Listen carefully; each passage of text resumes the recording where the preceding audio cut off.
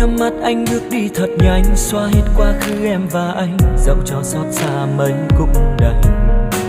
Vì bao lời em đã hứa, anh chẳng còn tin nữa, ta không thể về lại như lúc xưa. Lúc anh khốn khó nhất em ở đâu, đã nói mãi mãi luôn vì nhau, cớ sao chia anh với nỗi sầu. Giờ thôi ngày vui đã hết, ân tình này đã chết, em hãy xem tình ta là dĩ vãng.